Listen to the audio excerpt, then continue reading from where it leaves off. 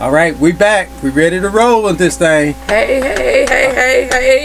Jay. All right, hey. We back at it. Damn. We back at it. Back at it. Last week, the Super Bowl was at the Super Bowl last week. Super Bowl.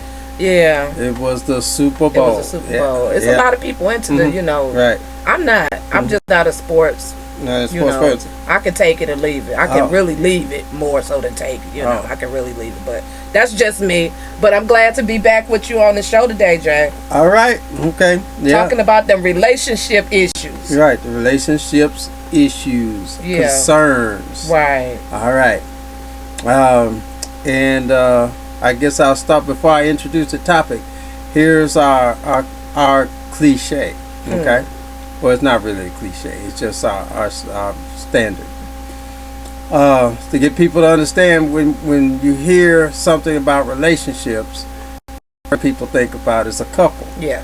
However, any contact with a person, in any type of way, establishes a relationship. Even if it's a stranger you never met, that's called a stranger relationship. Okay. All right. Yeah. You establish a relationship with a stranger. It's some form of contact.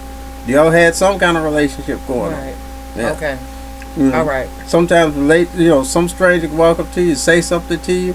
It might be a message. They just. Right. I've been in stores where people just walked up to me, and I had a hat. I remember yesterday I had a hat on. Said, God is good all the time. This man just walked up to me, perfect stranger. Yeah.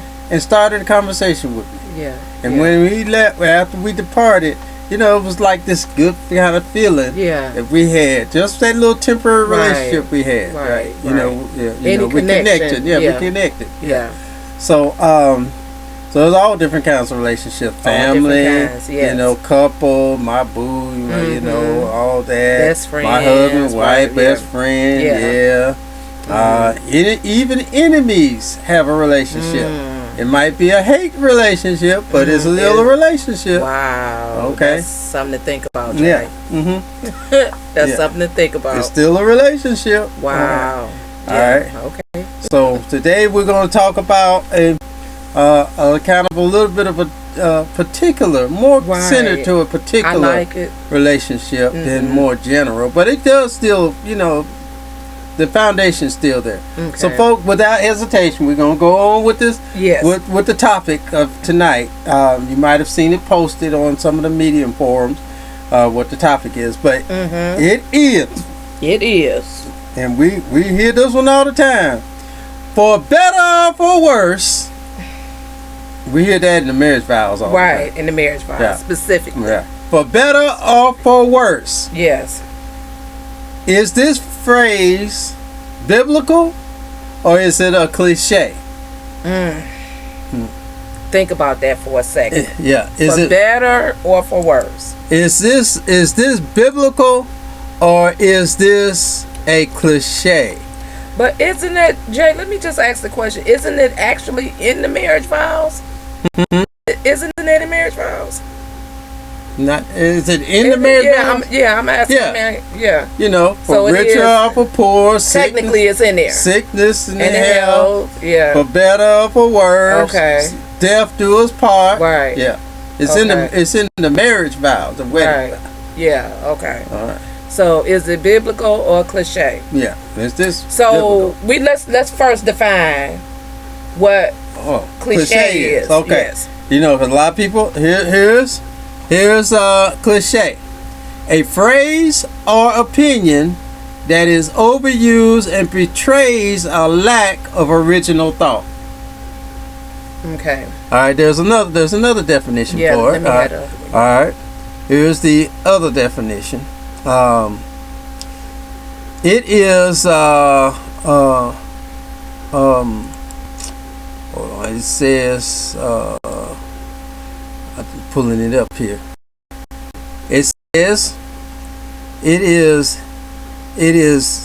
a stereotype expression, a sentence or phrase, usually expressing a popular or common thought or idea that has lost originality, ingenuity, and impact by long overuse, such as some of the statements. The sadder but as sadder but wiser, as strong as ox. So it's can be something like that. Or there's other things that kind of instances like what was that? That was on the tip of my head. A very popular one.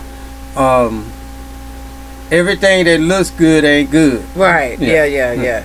That's right.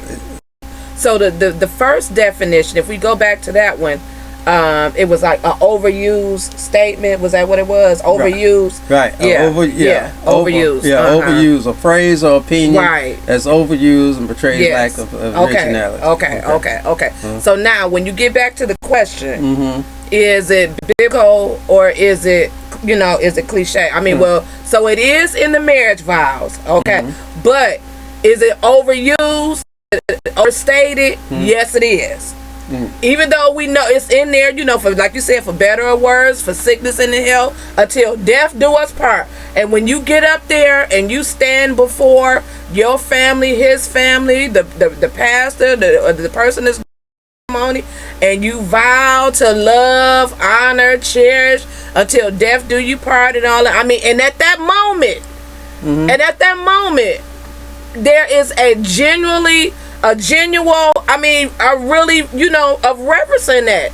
And I like to think that for the most part, when people say that, they really do mean it at that particular moment. Yes. Oh. I like to think. I like to think.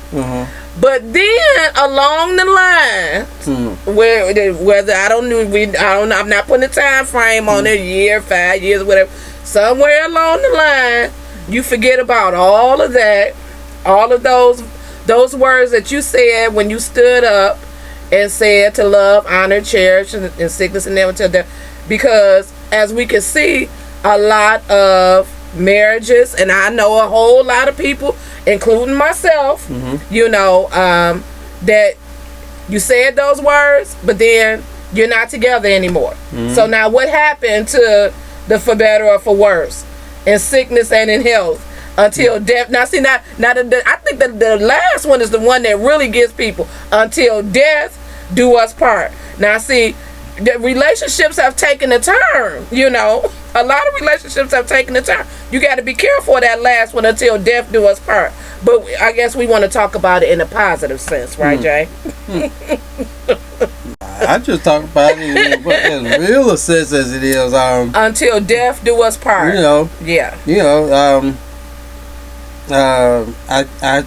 I've heard people say, they go back and they repeat the marriage vows to their mate. Something comes up, and they'll start throwing, I married you for better or for worse. The sickness and death, I married you because I loved you. Right. The death do us part. Yeah, I'm in there till we die. Okay. Yeah. But they yelling at somebody, right? Okay. All right, for better or for worse. And your part is at the death do us part, huh? Yeah. My part is at the for better or for worse. Okay. That's where I'm stuck at. I get back. I listen to that, and you're right. I think at that point, during the wedding ceremony or the marriage ceremony, when that's asked of them, and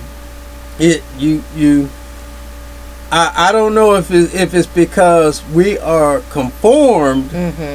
It's such a tradition that if you're going to get married, you're going to automatically say I do, no matter what the preacher say or the clergy says, right? You're going to say I do, so that it can become official. Okay. I've heard some clergy throw some extra words in there. Yeah. You know. And it doesn't have to be a minister, but it is a clergy who's licensed to be able to perform weddings. And they'll throw some extra commentary sometimes in there. And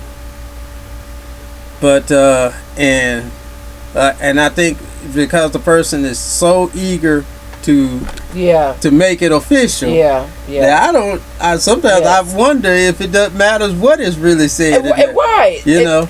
Exactly. And do we really consider those things? Yeah. That even though we know what the standard wedding vows is, the traditional wedding vows, and we know it before we get up there, we don't have to hear it at that point because we know the standard. Yes. We've heard this over and over, been in other people's weddings and stuff. Now it's time for ours. We already know that those statements going to come out. Okay? I don't think it's that at that point we have to really give it the thought. I think the thought has already been given a long time ago because we're already familiar with it. We expect it to be said.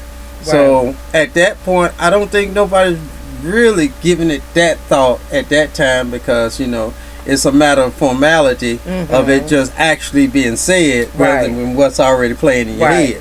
And I think and I want you to, you know, if I'm wrong, but I think for the most part is that why that happens, Jay, is that our mind is so fixed on the wedding, the ceremony, the reception, the gown. You know, but I mean, honestly, for all of those that are of us that are married, if you're thinking about getting married, this show, I think this is one of the most important shows that since I've had the privilege of being on, Jay. You know, because it's important that we truly do understand what is in the marriage vows and what it means for you and what it means for your spouse. Okay. And so a lot of times we get caught up in preparing for the wedding, you know, whether that's, you know, a year in advance or 2 years, you're preparing, you want to make sure everything is set for the wedding. You got to have that for the women. You got to have that perfect gown, the ring, you get the reception.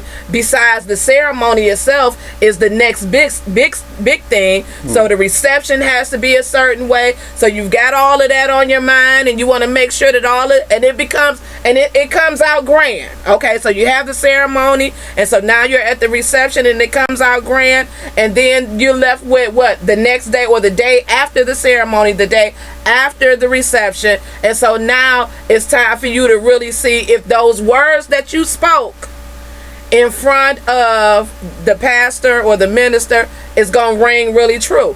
And one of the things that I thought about earlier, Jay, as you were talking, is that, you know, if your intention is focused on those words actually that are in the wedding, you know, in your vows, then I don't think it's not a need for it to be brought up again. Okay. And the reason why I say that, okay, like you made the point, well, I married you until death do us part. I'm not going nowhere. You're not going nowhere. That's already stated. That should not have to be stated. I shouldn't have to say it, or you shouldn't have to say it. That should automatically be that we understand that. But I'm saying is that, of course, it's not always that way. Right. You know, I agree with you. It's not always that way, and I think. My point, I know you said yours is at the death do us part. I'm at the better or for worse. Because okay, sickness and health. Okay, I think that's a doable thing. You know, sickness or in health depending on. You talking about if they can't perform? No. I'm not. No. I'm talking about think about the word. I don't even say the word sickness. I mean, but I'm just thinking. If you had to care for your mate totally because of something that has come up on them, like they paralyzed, right. You have to do everything. Yes, that's sickness. You are required because guess what? You stood and you said in sickness and in health. So whatever that thing is, now you signed out for that. Okay, so now we're not even talking about that other thing. Okay. We can get back to that later. Okay, but go ahead, Jack. Okay. Well, okay. All right, that puts a new perspective on my mind. I was thinking for the sickness and health was kind of doable. Then probably maybe the rich and for poor might be doable. I got to that better or worse, and here's where I got to when it got to the worst. I think that when you ask somebody, well, will you stick by your mate in the worst? You would hear several different. People would say yes until will say yes until until they will come either figure out that the worst. Well, put it this way: they will say yes until you ask them. Well, okay, what would you consider as being worse? Well, they'll say what it is. Okay, so what if, they'll say whatever they would consider worse. They might say, well, lose his job, lose their job, or, something like that. But worse, you might say, well, what if they cheat on you? And you caught them in the bed, or you caught them in the act, cheating on you. Which is adultery, okay? Because we're talking about married folk now. Absolutely, yes. Which is adultery. Yes. And would that be considered as a worse position? For some, it could be. I mean, that could be the deal breaker. Okay. Now, it said for worse. It didn't say what limit of worse. All right. Yes. It did. It didn't say what limit. So, So when you begin to interrogate folk on that worst part, you will hear so many multiple different levels of what's considered worse. Absolutely. And just what's not even tolerable to be even considered as a worse. Absolutely. It's beyond worse. Right. But worse it's dependent on the person. Well, I think worse has no final limit. It's an indefinite, because it's just like you can say, okay, one day you get sick, boy, this is the worst I've ever felt, and then you come back a couple of months, you get sick on something else, and now you say, man, this was worse than it was before. So now you're finding out that things can be worse than what you thought was worse at first. Right. And I'm just using sickness, know. So worse actually really has no definite ending. All right. It's an indefinite word. All right. And some people can say this was can have a bad day, and this is the worst day of my life, and come back and even maybe a couple of years later. And maybe it was just a car accident. The car got totaled. Okay, but now a couple of years later, you had something worse than just a car getting totaled. Maybe you had another accident and somebody lost their life in it.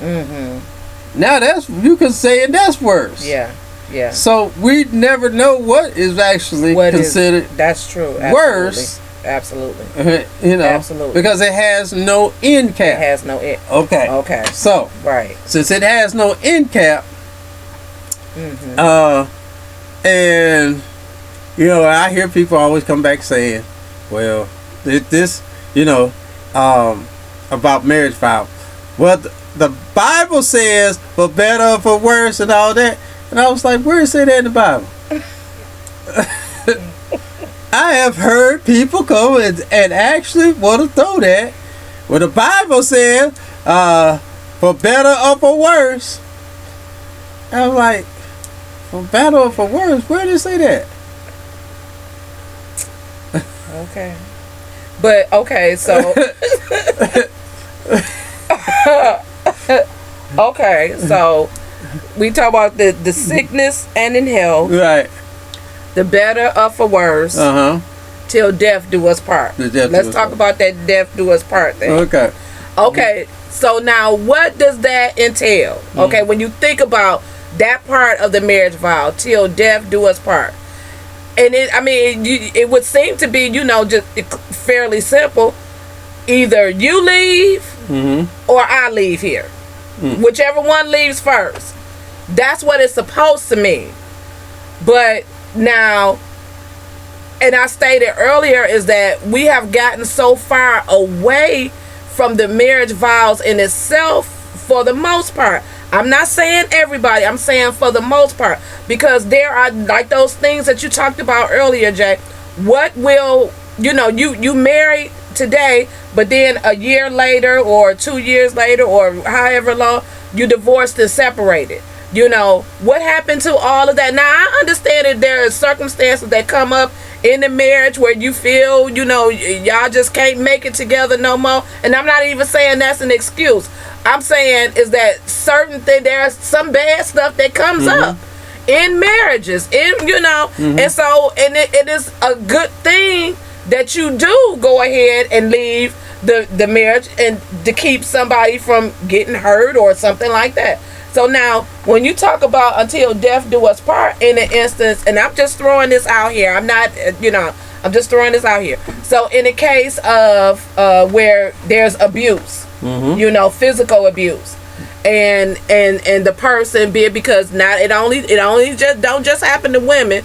There are some men that can be physically abused as well. So now, when their physical abuse is entered into the marriage, and there's a good chance that someone could end up losing their life or getting hurt, then I'm not. This is just my opinion. It's not. Don't have to. It's not necessarily that of Jay. It's just my opinion. Then at that point, then somebody should leave before it becomes, a more serious or deadly situation. But now, overall, before we even get to all of that, because you already know what type of person you marrying 9 times out of 10 anyway, at some point. So what I'm saying is that if he was abusive before you got married, or she was abusive before you got married, they're going to continue to be abusive in the marriage. So now, if that's what you want, then you have that right to make that decision for yourself. But just know it's some stuff that's going to come with it when you do. So, until death do us part. So, yeah, I like to think that, I just want to be able to see the marriage vows be exactly what they were intended to be. If I love you and you love me enough and we decided to do this thing and, to get married, then I want it to be, that it's just that, in sickness and in health. If you get sick, I want you to be able to know that, guess what? I'm going to be there to take care of you. Okay, I ain't gonna say it's not some stuff that gonna come along with it when you have to care for somebody like that, when they're not able to care for themselves. All of the things that come along with it. But for the most part, I want to know that when I say those words, that they're gonna ring true. I didn't. And I'm sitting here talking to. I have a ex-husband. But that's just, that thing. And so I hopefully, I got enough people around me now that are good role models. One couple in particular. And I see them, and so that's just a reminder of what can be if you put the commitment and the dedication into it, what you can have. Yeah. Okay. All right. You can figure that. Yeah, I'm still on, like, I get stuck on some people that keep throwing stuff. That's why I guess if it was titled, what is it, biblical or is it cliche? As we read what a cliche was, just to give some people who might be listening some other ideas of what a cliche, just some just gonna say what some cliches are, right? Here's some of the some popular cliches. In the nick of time, only time will tell. Yeah. Which means, so for somebody to read between the lines of the cliche, meaning say the time will tell, to become clear, it'll become clear over time. Yeah. I lost track of time. meaning that you stop paying attention to the time. Yeah. That's what. Yeah. You know, those are some cliches. Some other one fit as a fiddle.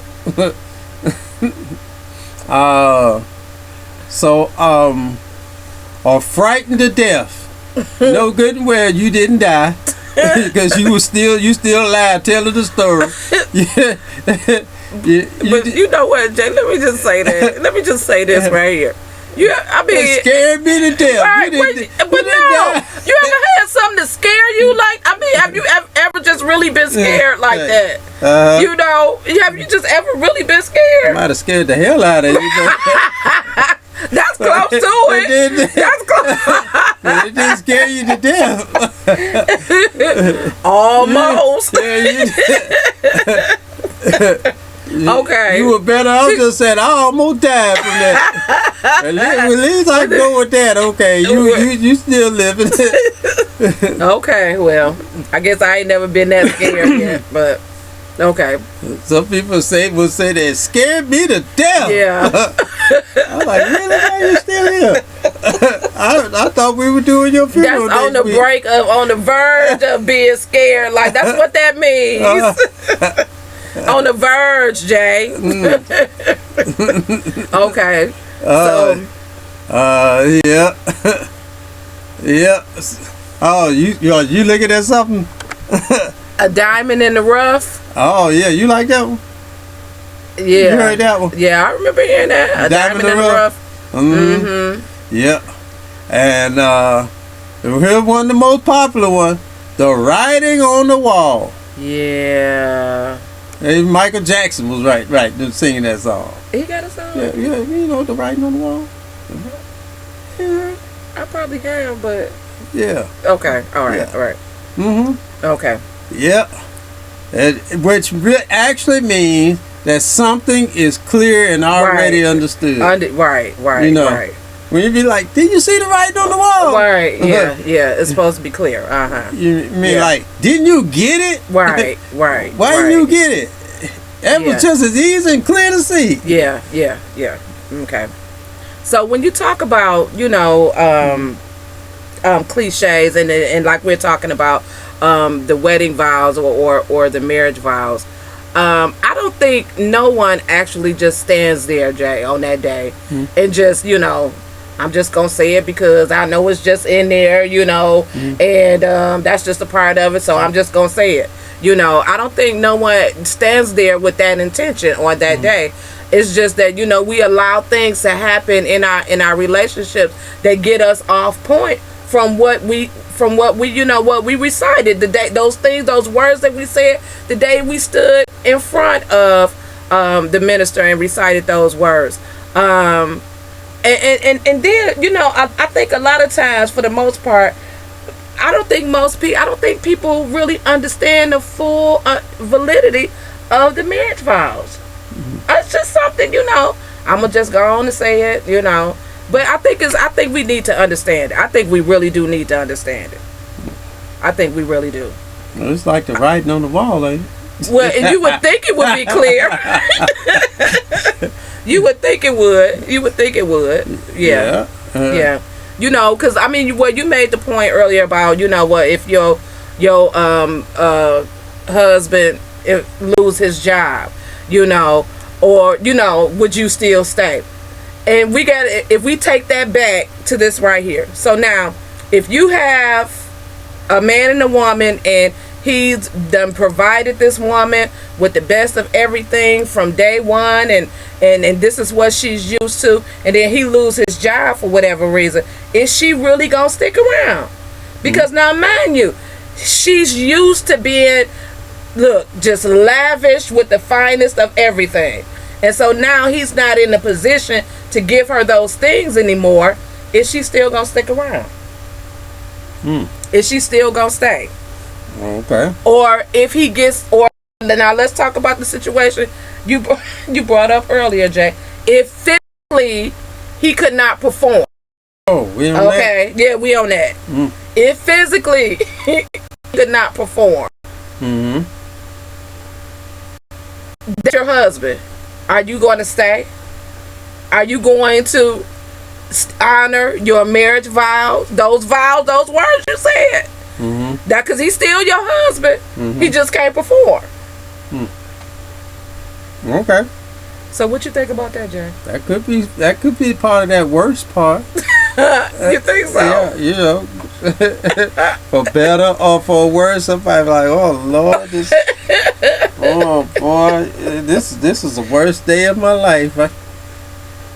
I can't get no more satisfaction. Really? There are some.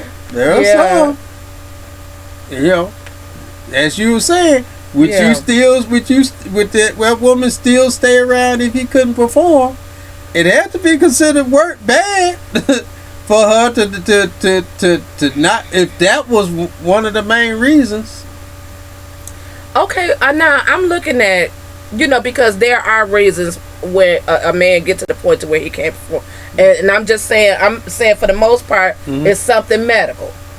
Okay, so now if y'all are taking the steps together to try to rectify the problem, clear the situation up, and and just for the sake of argument that even with all of the treatments that he's been getting, it's still not working. What do you do in that point? Still, because you're still married to him, he's still your husband. What do you do? I'm just asking. Well, I this is what I say, and I'm according to the topic, is it biblical or cliche? The marriage vows is a promissory note. I actually do stand on this. Is not a biblical statement, and it's not a biblical it is what has been written as from a human's point of view, within spirituality, to be befitting for a promissory for the two that are being joined together in matrimony. Okay. And because here's where I got to get to it, especially in the for worse associated with death do us part. All right, because according to the marriage vows, which is a promissory that you agree to keep, that for better or for worse means when you have the truthful and correct understanding that worse has no end cap, means you, no matter what, no matter how bad you see it, you are promising not to leave. That would include, in the case of somebody who has been factually found provable in adultery and anything else which are grounds for divorce. Okay. All right, meaning that they now, based upon the marriage vows, have no presentation to get a divorce, because based upon the marriage vows and understanding where worse doesn't have an end cap, and then the death do you part associated coupled with that means nobody goes nowhere. Nobody goes nowhere, regardless. I mean, just saying. When you want to factually look at it,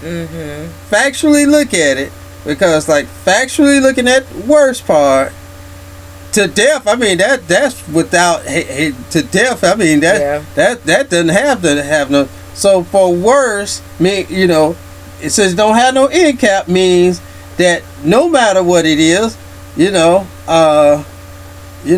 worst until you die may not ever come. May not come that worse. Because one minute you think it is worse, then you come back find out something else is worse than that. And you don't know what could be worse than that. And your worst won't be over until you die. So until death do us part means you're bound and locked into this thing, no matter how bad you see it.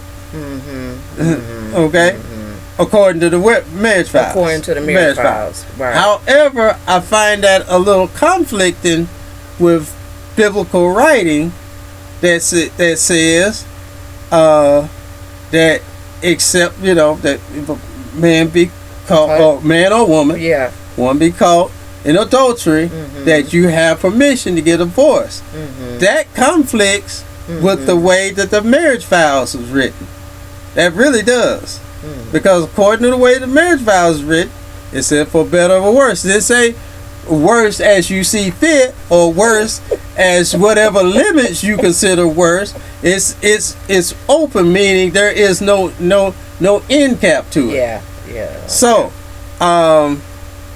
but the Bible gives you an end cap area where you can use as a level.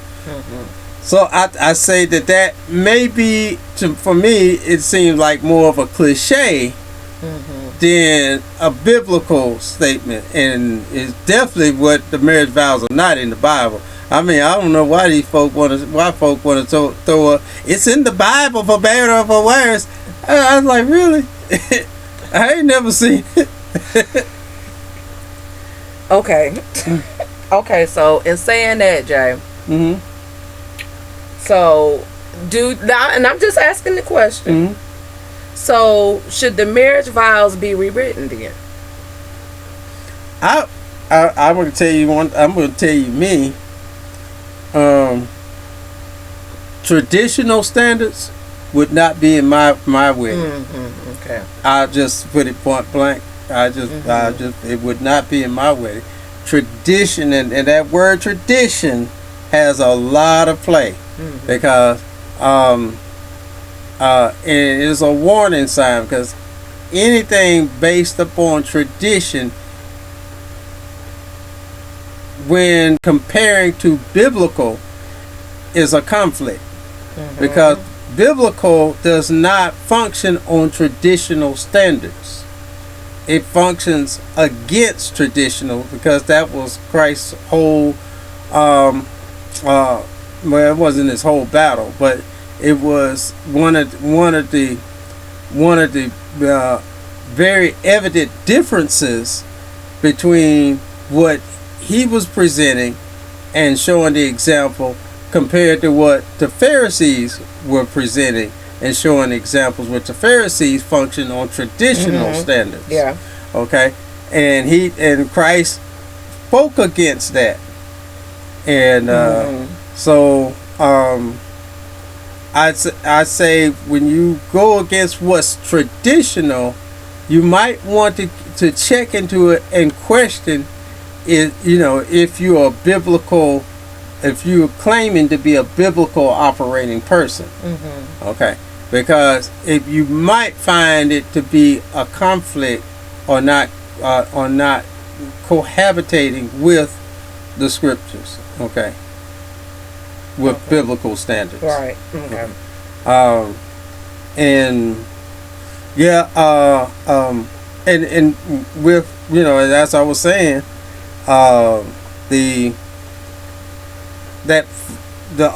everything in the marriage vows. Now it does say this though in Proverbs.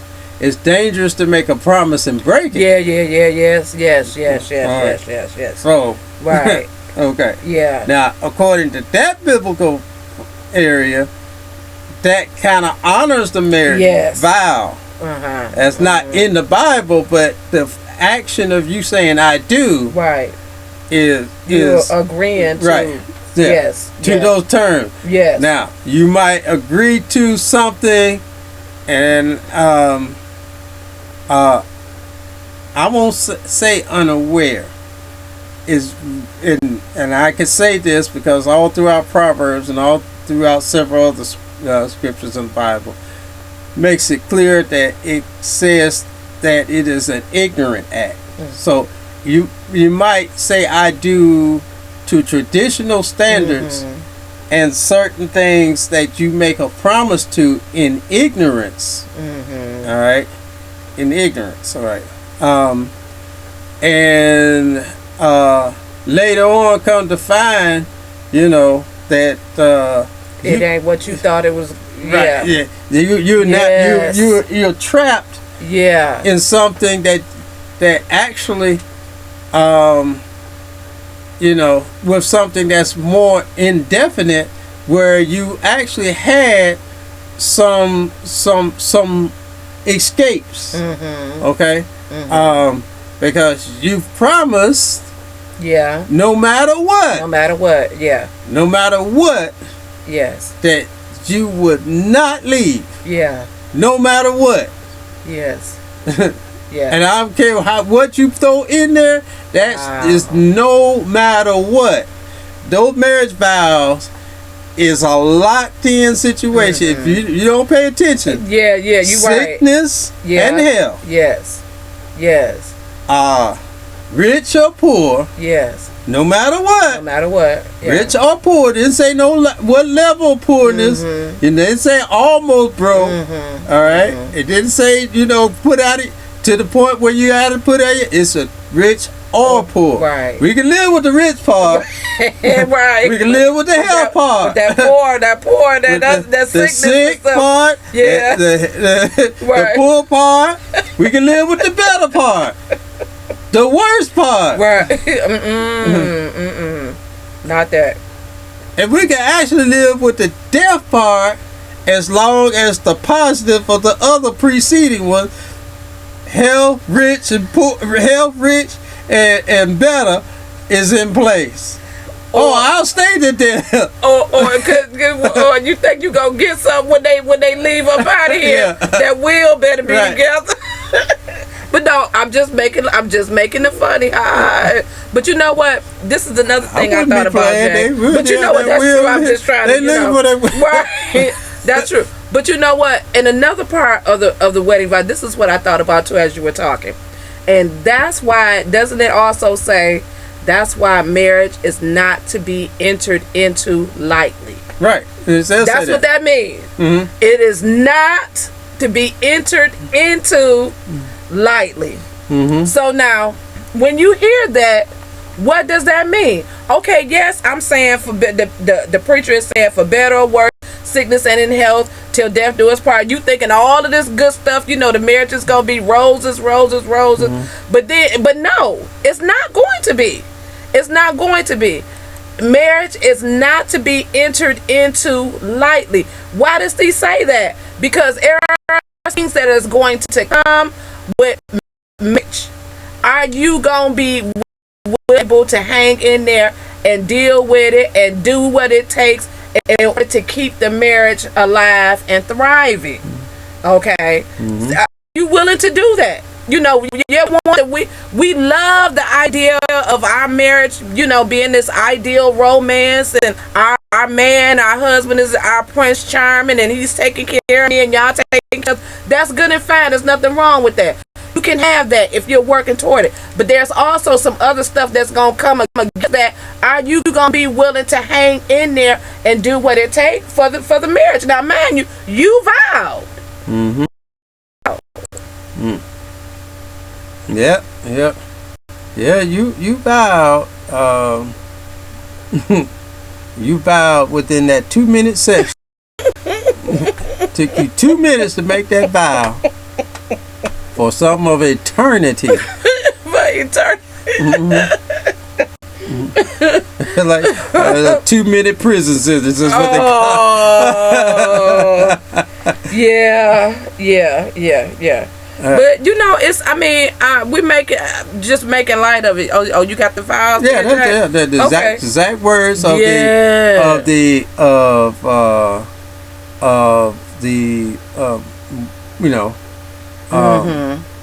Okay, here's the exact wording of the wedding vow. I blank take you blank for my lawful wife or husband to have and to hold from this day forward. Oh, the whole part. We forgot about the whole part. The whole part. Yeah. Even those times you don't want to be bothered to talking to them. To have and to hold. And to hold. You don't feel like holding nobody tonight. You just sentenced yourself.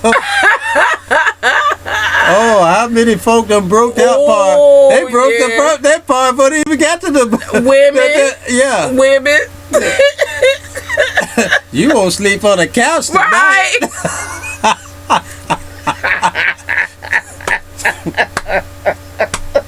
All right. Yes. I'm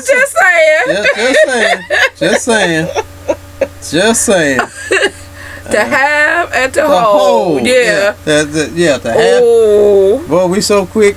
Boy, sometimes we get that I do before the clergy even finish. All right. Take my lawful wife or husband to have and to hold. Yeah.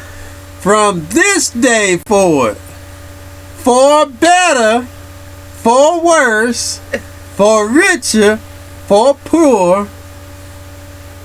Poor means it could go. It didn't say for poor, poorer, meaning that what you might consider yourself poor, but the ER attached to that means it could go even worse than that. Yeah. Okay.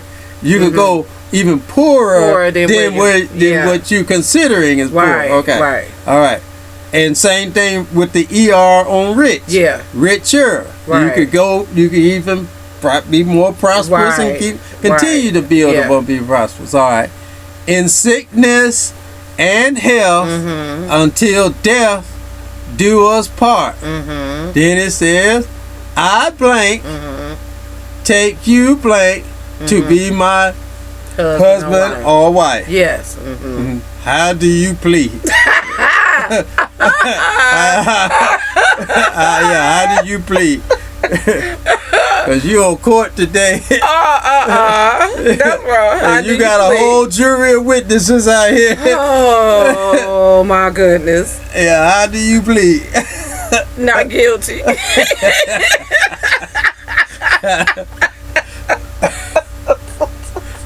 Not guilty, Your Honor. But yeah, I mean, yeah, because depending on how you plead, the clergy gonna be, which is your judge, is gonna say, well, I sentence you to life.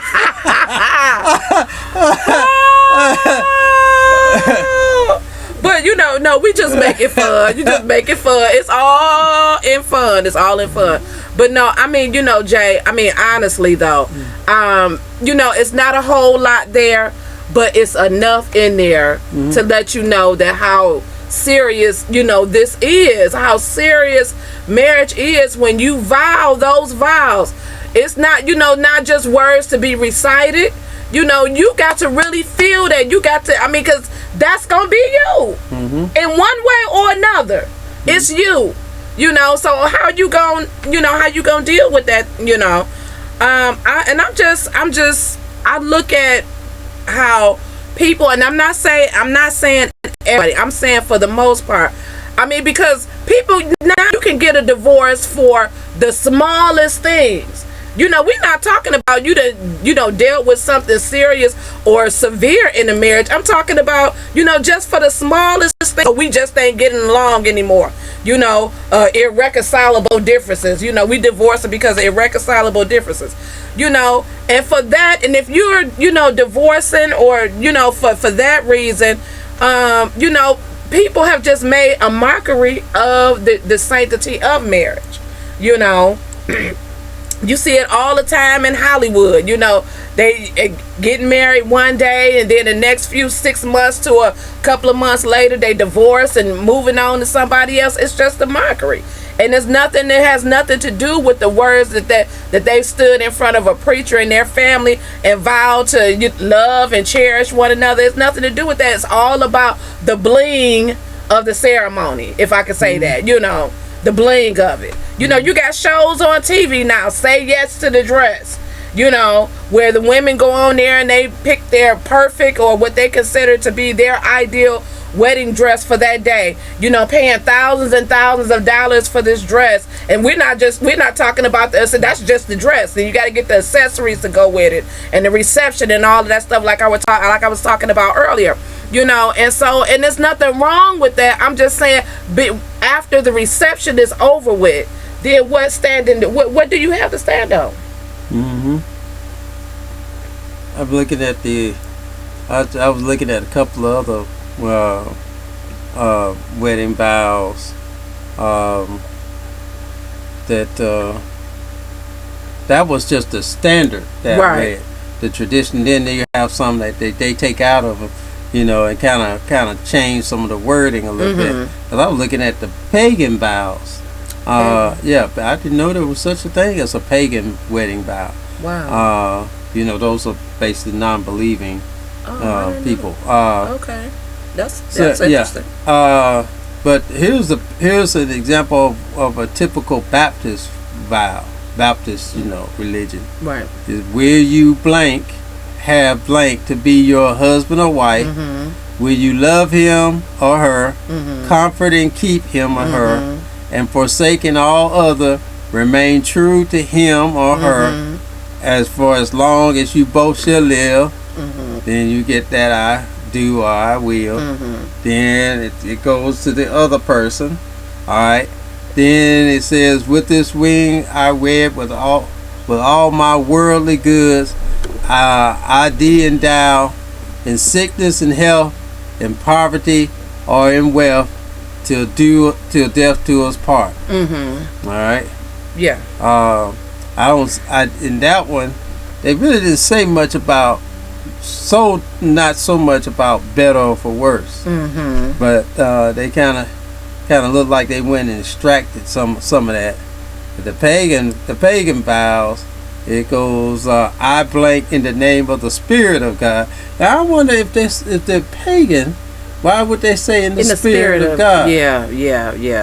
That kind of baffles me a little bit, right, because it's listed as a pagan vow. Right. Pagans are those that are more the non-believers. Yes. Yeah. You know, in the name of the Spirit of God that resides within us all. I think something's wrong with that one. Then again, you don't know. I mean, you know. Maybe just saying it just because it sounds nice. It sounds good. Yeah.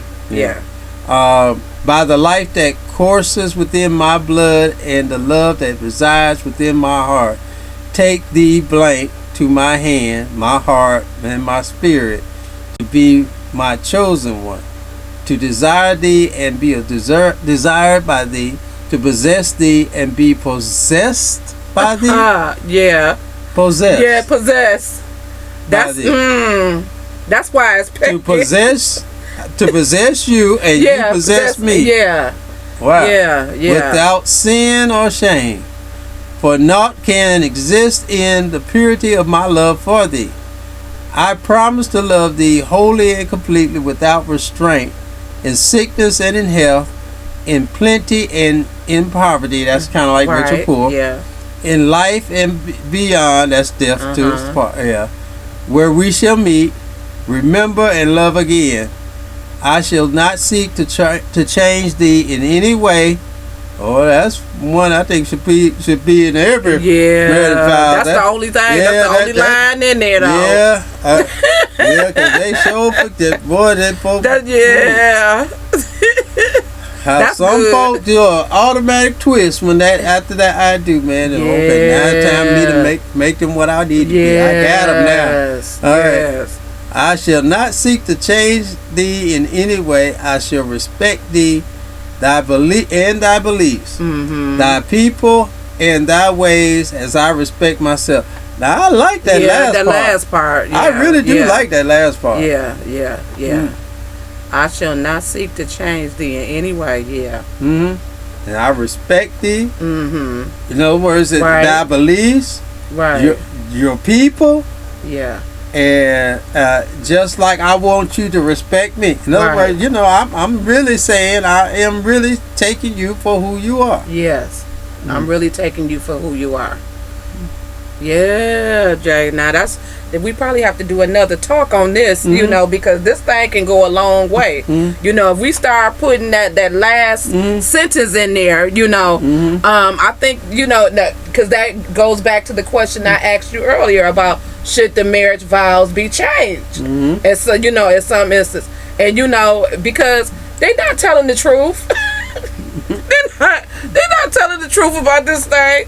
You know, I'm just saying, and I'm not saying this everybody. I'm just saying, you know, we know where we are. You know, in sickness and in health. Are you gonna stay around during that worst time of sickness? Because the bottom line is that we don't know how it's gonna come. We don't know what's gonna come. We don't know how it's gonna come. Now, are you gonna stay around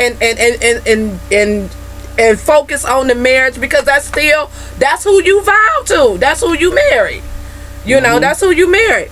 And so when you just don't see a lot of marriages, I'm not saying that marriage, because we know that marriage is here, you know, that's just something. But when I see a couple that's, you know, that's been together for a long time and they still together through it all, good, bad, the ugly of it, and they're still together, and they're still committed to each other, and they're still dedicated to each other, you know, through it all.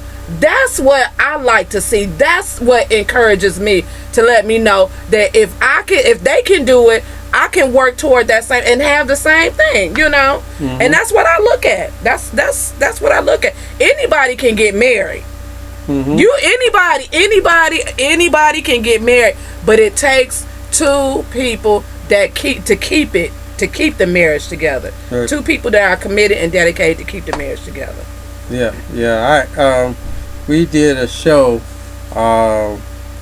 back about this time a year ago, and it was titled, and we had, our guest was Pastor Jerry Jerkins and his wife Naomi Jerkins. Yes. And we had that show, who, by the way, just celebrated their 59th beautiful anniversary. 59 years. 59 years. And in their 58th, they had just celebrated their 58th anniversary a year ago, and we had them on the show. Yes. And that show title was How to Love During Hardships, Trials, and Tribulations. Yes. And which Miss Jerkins, Naomi Jerkins, she kind of was joking, but you know, she was like, I don't know about tribulations. Right. But I just kind of, you know, want to, since I said that, I just want to just define what tribulation means. Yeah. Tribulation is defined as a cause of great trouble or suffering. You know, a state of great trouble or suffering. So, marriages, relationships, they go through some great trouble. Yeah, that is a tribulation. Yeah. There's a tribulation period for them. Yes, I would agree. They're being tried. Yeah, absolutely. And it is a hardship. Right, and it is a hardship. So how you know, how do you love doing, you know, doing hardships, trials, and tribulations? And which was a exciting topic and conversation we had. Absolutely. And folks, if you're listening to this, I would advise you could go pull up that archive by going to jtalkstoday'srelationships.com and pull up the archive on it. It's called How to Love During Hardships, Trials, and Tribulations. Right. Or you could go pull it up on one of the what do you call it? Oh gosh, I'm so lost for words. Social medias, okay? Any one of the social medias, okay? And take a look at it, okay? Yeah. All right. Yeah. So, well, I guess that's gonna take care of it for tonight. All right. All right. And folks, we thank you all for checking in. We thank those that's gonna check in later. You can always pull up our archives and view and Also post. We want you, if you didn't call in on the live show, you can always post in any one of the social media forums, and also on our blog on the website. Jay Talks Today's Relationships.com. All right. So Jay, I do. Yeah. And I mean it. You do? Yeah, I do. I do. Oh. I do, Clarksville. You do? Yes. You love Clarksville? Yes, I do. To death do you part? Yes. All right. Right. Better for worse? Yes. Better for worse. Even the clans. Even the... Yeah. Because, I ain't used to that. I'm from up north. I don't, All right. I know they exist up there, but okay. All right. Even in the road rage. Yeah. Oh, you just... All right. Oh, yeah. Because that's what it's about. All right, but you ain't seen worse yet. No. All right, we out of here. Bye-bye. All right.